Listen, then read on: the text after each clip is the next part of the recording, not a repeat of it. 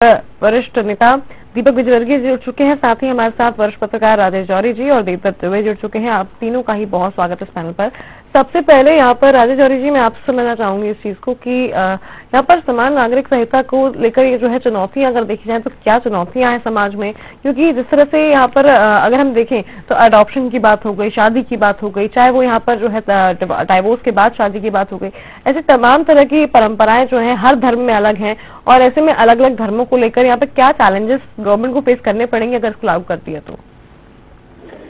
अन्ना जी, आपने चैलेंजेस जी, बड़ा चैलेंज तो पॉपुलेशन का, जनसंख्या का विस्फोट है। हम चीन को पीछे छोड़ने वाले हैं सिर्फ अपनी इसी गलती की। चीन ने जब से अपने यहाँ पॉपुलेशन पे कंट्रोल किया तो आज चीन दुनिया की महाशक्तियों में से एक है, और हमारे यहाँ सिर्फ कॉमन सिविल कोड नहीं होने की वजह से, सिर्फ किसी एक पर्टिकुलर वर्ग को खुश करने के कारण से ये स्थितियां बनी हैं कि जनसंख्या की ऐसी स्थिति हो गई है, जमीन कम पड़ती जा रही है, शहर के शहर, गांव के गांव कम होते जा रहे हैं, शहर खेती की जमीन कम हो रही है और हर जगह अर्बनाइजेशन हो रहा है, हर जगह कंक्रीट के जंगल खड़े हो रहे हैं।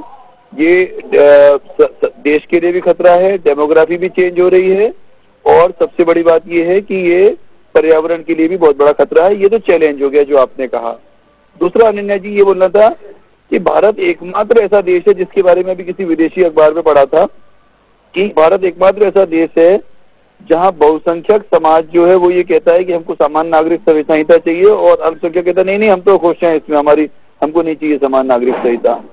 What does this mean? आप बताइए। बाकी अफ्रीका में हो, ऑस्ट्रेलिया में हो, दूसरे देशों में हम क्या बोलते हैं? नहीं, जो माइनॉरिटी होती है वो कहती है, सऊदी अरब में, बहरीन में हम जाते हैं, हमको कहते हैं हमको मंदिर के लिए जगह वो अलाउ होना चाहिए, परमिशन मिलनी चाहिए हमको, ये मतलब हम वहाँ पे समान नागरिक संहिता की बात करते हैं और वहाँ पे हमारी 1-2% पॉपुलेशन है और वहाँ पे हम चलो अगर रोते हैं चिल्लाते हैं वहाँ समझ में आता है, पर इस देश में 80% होने के बाद 80% वाले कह रहे हैं कि समान नागरिक संहिता चाहिए और 20% में जो सारे लोग हैं वो कह रहे हैं कि हमको नहीं चाहिए। ये बहुत चिंता की बात है और बड़ा आश्चर्य की बात भी है।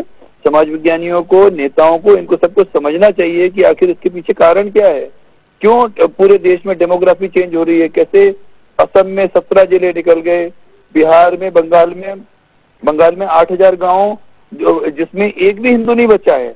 अब आप सोचिए 8,000 गांवों में एक भी हिंदू नहीं बचा है, उसके पीछे क्या कारण है? उसके पीछे यही समान नागरिक संहिता कारण है। और एक और बात आपको बतानी थी कि सारे लोग डॉक्टर अंबेडकर के नाम पे तो बहुत पॉलिटिक्स करते हैं, हर पार्टी अपनी कोशिश करती है डॉक्टर अंबेडकर, भले जिस पार्टी ने डॉक्टर अंबेडकर को हराने के लिए कोई कसर नहीं छोड़ी, जिस पार्टी ने जगजीवन राम जी को लाया ही इसलिए गया था कि डॉक्टर अंबेडकर को काउंटर करने के लिए, आज वो पार्टी भी डॉक्टर अंबेडकर को कहती है, अपना कहती है और उनका इतिहास भूल जा, और जनता भी भूल जाती है इतिहास कि उन्होंने क्या क्या, कैसे अंबेडकर जी को संसद में नहीं पहुंच पाए, उसके लिए क्या क्या किया था। उस डॉक्टर अंबेडकर ने जब बहुत कोशिश की कॉमन सिविल कोड की कि कॉमन सिविल कोड होना चाहिए, और जो हिंदू कोड बिल के पीछे चाहे वल्लभ भाई पटेल हो चाहे डॉक्टर अंबेडकर, दोनों के उसके खिलाफ थे, क्योंकि उन्होंने कहा था सबके लिए एक जैसा होना चाहिए। लेकिन जब नहीं माने तो वो आदमी इंटेलिजेंट था, क्लेवर भी कहेंगे, इंटेलिजेंट भी था और दूरदर्शी था, तो उसने क्या किया था, डायरेक्टिव प्रिंसिपल्स में हमारे डाल दिया था कि इसमें कॉमन सिविल कोड देश में होना चाहिए और सरकार को इस पे काम करना चाहिए। तो क्या कारण है अनन्या जी कि एक देश में एक विधान होना चाहिए, एक प्रधान होना चाहिए और एक निशान होना चाहिए? अगर ये नहीं है तो इसका मतलब देश को तोड़ने की तरफ जा रहे हैं हम। इसलिए हमको जितनी जल्दी हो इन तीनों चीजों को एक करना चाहिए। एक सवाल मेरा यहाँ पर दीपक जी आपसे रहेगा कि अगर हम टाइमिंग को देखें तो ये टाइमिंग जो है वो 2024 के पहले की है, और इसी बात पर जो है कांग्रेस का कहना है कि यहाँ पर जो है सिर्फ चुनाव तक है ये बात, यहाँ पर चुनाव के बाद जो है भाजपा इस बातें को भूल जाएगी जैसे पुरानी बातें भूल जाती थी। तो ये बात जो है ये कहीं ना कहीं टाइमिंग को देखते हुए जो है काफी सियासत जोड़कर देखी जा रही है। Common civil code is good, लेकिन यहाँ पे उसको यहाँ पर लागू करने के पहले या फिर इस टाइमिंग को अगर देखें तो इसके पहले भी आपकी सरकार थी, 2014 से आप ही सत्ता में है, इसके बाद इसके पहले क्यों नहीं लागू किया? अभी इतना टाइम और ये टाइमिंग को देखकर क्या मुद्दे डिसाइड होते हैं?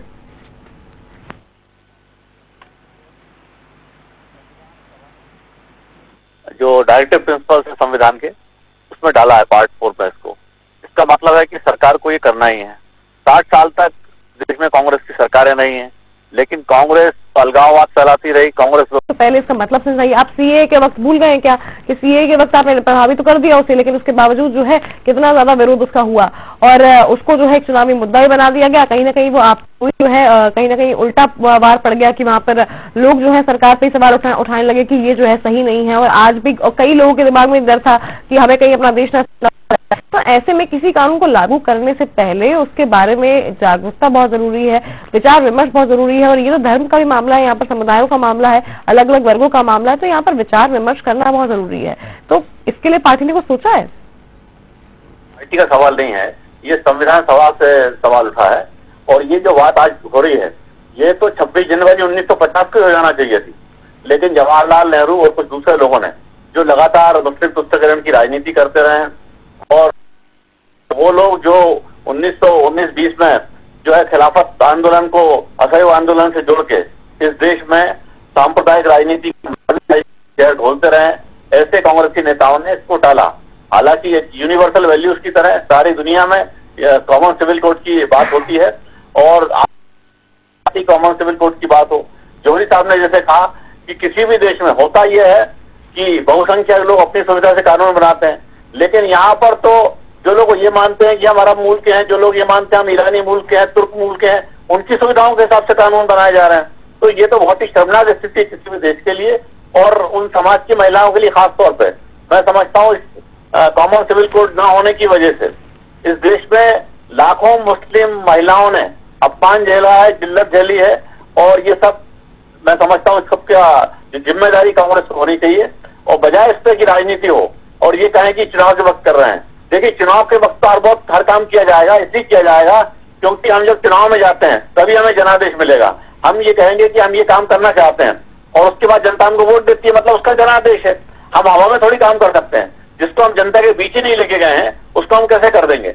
तो जनता के बीच हम जो ले जाएंगे उसी को हम लागू करेंगे, और उसके पहले भी निश्चित तौर पर चर्चा करेंगे। तो अगर हमारी बात सही है तभी तो जनता हमको वोट देगी। बिल्कुल। राजेश जौहरी जी, महिलाओं की बात अगर हम कर रहे हैं यहाँ पर, तो चाहे 3 तलाक का मुद्दा हो, यहाँ पर हमारा देश जो है ऐसा है जहाँ पर महिलाओं को हमेशा कुछ ना कुछ यहाँ पर जो है किसी भी चीज के लिए, चाहे वो वोटिंग का अधिकार हो, चाहे वो यहाँ पर कोई भी अधिकार हो, चाहे वो कोई भी कानून हो, उन्हें अपना हक पाने के लिए लड़ना पड़ा है। हमेशा जो है सफर यहाँ पर महिला करती है, पुरुष प्रधान देश बना दिया जाता है, और ऐसे में आखिर में जब जोड़ तोड़ के जब कुछ बचता है तब जाके महिला तक पहुंचता है।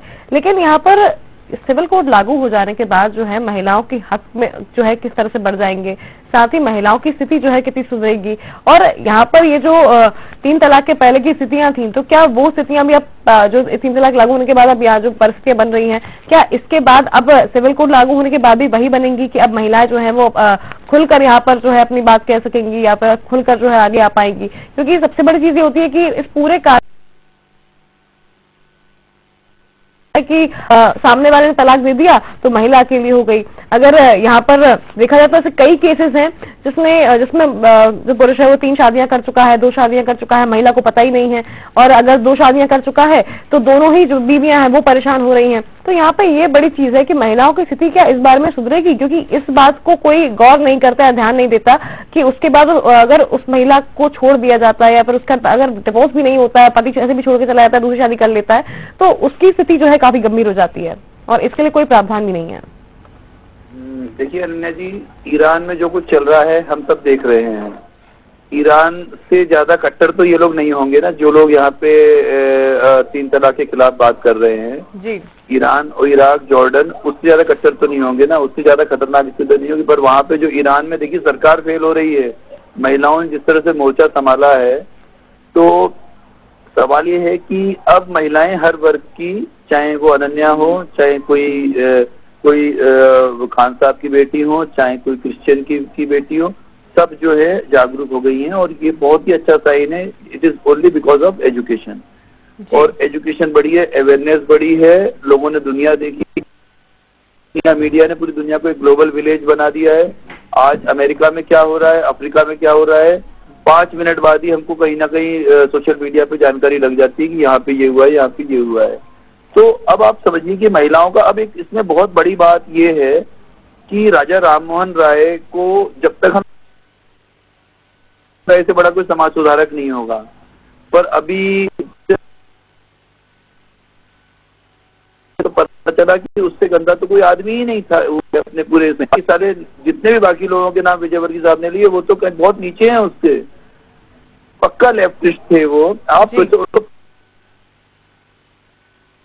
तो बुर्का सिस्टम खराब नहीं लग रहा था उनको, सती प्रथा हमारी खराब लग रही है पर हलाला खराब नहीं लग रहा था उनको। अब आप सोचिए कि उसके ऊपर नहीं बोला उन्होंने, सिर्फ कैसे हिंदू जो सिस्टम्स है, जो सनातन के जो इंस्टीट्यूशंस है, कैसे उसको खत्म किया जाए, कैसे फैमिली को कमजोर किया जाए, कैसे ट्रेडिशन को कमजोर किया जाए, कैसे कल्चर को खत्म किया जाए, इस पे उस आदमी ने काम किया। और ऐसे ही लोगों ने सती प्रथा, पर्दा प्रथा पे जो वार किया। अब दूसरी बात ये है कि एक आप देखिए जो लोग भी इसका विरोध करते हैं, चाहे ओवैसी हो या कोई भी हो, कहते हैं नहीं हमको तो कॉमन सिविल कोड नहीं चाहिए, हमको तो अपना सही। तो आपको हमारा ये कहना है, जो भी लोग इसके लिए जब बहस करेंगे उनको ये कहना चाहिए कि फिर ठीक है, फिर क्रिमिनल में भी आपका ही वाला चलेगा कि आपने चोरी की तो हाथ काटा जाएगा, आपने गंदी नजर डाली तो आंख फोड़ी जाएंगी। उसके लिए वो तैयार नहीं है। उसके लिए उनको सिविल मैटर्स में चाहिए ये, क्योंकि उनको 4 शादी करनी है, उनको जो है अपनी जैसे अय्याशी और अपने गलत काम करने, इसलिए उनको सिविल मैटर्स में उनको चाहिए मुस्लिम और मतलब जो, और इसमें क्रिमिनल्स में उनको मुस्लिम लॉ इसलिए नहीं चाहिए कि यहाँ पे वो चोरी करेंगे, डकैती करेंगे, जमानत पे छूट के आ जाएंगे और आराम से फिर उसके बाद मजे मारेंगे, कभी ना कभी गवाह नहीं मिलेंगे तो बरी हो जाएंगे। तो उसमें भी आप बोलिए ना कि उसमें भी मैं चोरी करूंगा तो भी मुझे मुस्लिम लॉ में डाला जाए। इस पर बहस होनी चाहिए। तीसरी बात एक है, टाइमिंग की बात है। तो हमारे देश में एक बहुत बड़ी मांग चली थी जी, पहले टर्म में शुरू किया, वन इलेक्शन होना चाहिए, एक बार में ही सारे इलेक्शन हो जाएं ताकि 5 साल सरकार अच्छे से डिसीजन तो ले पाए। अब वो जैसा अपने जो पूर्व वक्ता बता रहे थे कि हर 2-4-6 महीने में इलेक्शन कमीशन कहीं पे लगा कि यहाँ पंचायत का चुनाव है, यहाँ नगर पालिका है, या नगर परिषद है, यहाँ पे विधानसभा का उपचुनाव है, यहाँ पे लोकसभा का उपचुनाव है। तो उस चक्कर में क्या होता है कि हम लोग जो है, हमारी सरकारें उस तरह से डिसीजन इसलिए नहीं ले पाती हैं कि जरा सा डिसीजन लिया और उसमें कहीं। मैं राजेश जी आपकी इसी बात को देवदत्त जी आपके पास लेकर आना चाहती हूँ कि यहाँ पर डिसीजन के टाइम की बात अगर हम लेके आ रहे हैं यहाँ पर, तो जो बात यहाँ पर कह रहे हैं राजेश जी कि इफेक्ट बहुत होता है यहाँ पर जब इलेक्शन बीच में आ जाते हैं डिसीजन के। अब इस फैसले के बीच में भी हम देखें तो अभी 2023-24 का चुनाव है और उसके पहले यहाँ पर इस डिसीजन के बारे में चर्चा हो रही है, तो इससे कहीं ना कहीं इफेक्ट तो होता है डिसीजन। अब इसके बारे में अगर हम बात करें तो ये 2024 के लिए न सिर्फ ये प्रदेश में बल्कि यहाँ पर जो है देश के चुनाव के हिसाब से भी जो है, लोकसभा के चुनाव के हिसाब से देखा जा रहा है इस मुद्दे को। यहाँ पर अमित शाह भी इस बारे में बात कर चुके हैं पहले भी, और यहाँ पर कॉमन सिविल कोड अगर हम देखें तो एक ऐसी चीज है जिसके ऊपर चर्चा काफी लंबे समय से होती आ रही है, लेकिन अभी तक कोई डिसीजन नहीं हो पाया है। जी देवदत्त जी। जी मैं कि वोट बना था समस्या समाधान के लिए, लेकिन कई मामलों में ऐसा लगता है कि वोट जैसे खुद समस्या हो गई है। यदि वोट का चिंता न करें राजनीतिक दल तो बहुत सारे डिसीजन बहुत अच्छे से लिए जा सकते हैं, लेकिन वोट की, समर्थन की, चुनाव की, इन चिंताओं में हम टालते रहते हैं समस्याओं को और उसके कारण ये नासूर बन जाती है। अभी कुछ नहीं गया है, अभी बहुत सारे डिसीजन हुए हैं, सब डिसीजन एक बार हो जाए सर, जो एक विधिवत नियम कानून और उससे है पूरी सरकारें काम कर इसमें देश में गति पकड़ेगी। अभी हम इसी में उलझे रहते हैं, कहीं कोई बैठता, कहीं कोई बैठ जाता, कहीं कोई विरोध करता।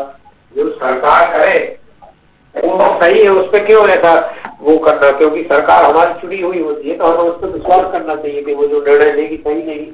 तो सरकारों को भी थोड़ा सा लाभ हित इसकी चिंता करते हुए ना करते हुए केवल देश की चिंता करते हुए भी काम करेंगे तो ये सबकी समस्याएं मुझे लगता है कि हल हो जाएंगी। ऐसी कोई बड़ी समस्या नहीं है।